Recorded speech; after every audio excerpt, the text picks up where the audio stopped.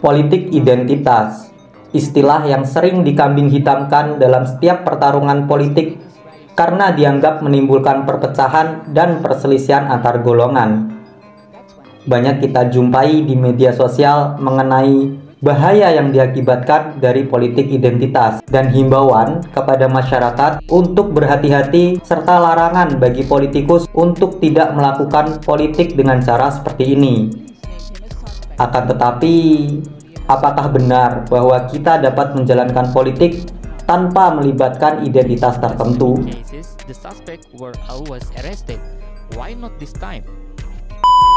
Istilah politik identitas mengacu pada strategi atau tindakan politik yang berpusat pada identitas kelompok tertentu. Hal ini melibatkan upaya untuk memperjuangkan kepentingan, keberagaman, atau kepentingan kelompok berdasarkan identitas mereka, seperti etnis, agama, suku, ras, orientasi seksual, daerah, atau atribut identitas lainnya. John S. Dryzek adalah seorang ahli politik yang telah berkontribusi pada pemahaman politik identitas dalam konteks politik demokrasi dan teori deliberatif.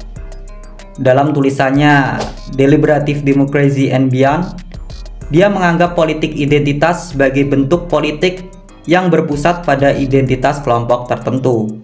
Dryzek menyoroti pentingnya pengakuan dan partisipasi kelompok identitas dalam proses politik yang inklusif. Penting untuk dicatat bahwa politik identitas bukanlah fenomena baru. Selama berabad-abad, identitas telah menjadi faktor yang kuat dalam membentuk hubungan sosial dan politik. Pada akhir abad ke-20, gerakan pembebasan etnis dan nasional menjadi signifikan di beberapa wilayah. Misalnya, gerakan kemerdekaan dan otonomi di bekas Yugoslavia, gerakan pembebasan Palestina, atau gerakan pembebasan di Afrika Selatan yang bertujuan mengakhiri apartheid. Gerakan-gerakan ini menyoroti pentingnya identitas etnis dan nasional dalam konteks politik. Meskipun demikian, politik identitas masih menjadi subjek perdebatan dan kontroversi. Beberapa kritikus berpendapat bahwa politik identitas dapat memecah belah masyarakat dan mengabaikan isu-isu ekonomi dan sosial yang mendasar. Namun,